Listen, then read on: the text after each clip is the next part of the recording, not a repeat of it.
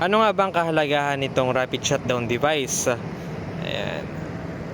So, itong rapid shutdown device ay isang safety device na nire-reduce yung DC voltage from the solar.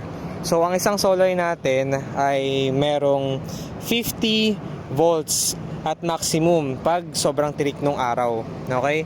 Ngayon, kapag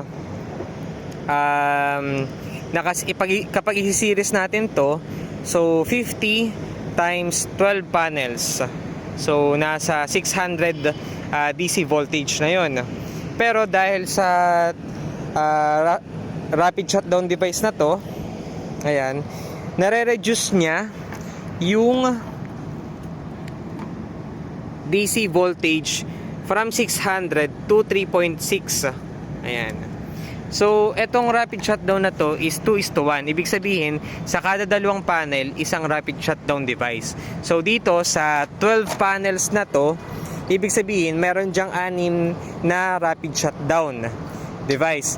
Ngayon, etong 6 na to is sa kada isang rapid shutdown device, meron siyang 0.6 voltage. So, yung 0.6 voltage na yun yung nilalabas niya sa kada RSD. So, kung titignan nyo dito sa ano dito nangyari?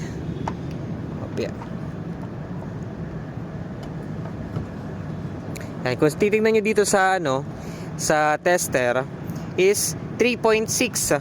So, tamang-tama. So, 0.6 volts sa kada isang RSD, tapos 6. So, 0.6 times 6 is 3.6 volts lang ang nilalabas nito. Compared kung wala kang RSD, nako, very dangerous siya. Kasi 600 yung volts na gumagapang dito sa roof mo.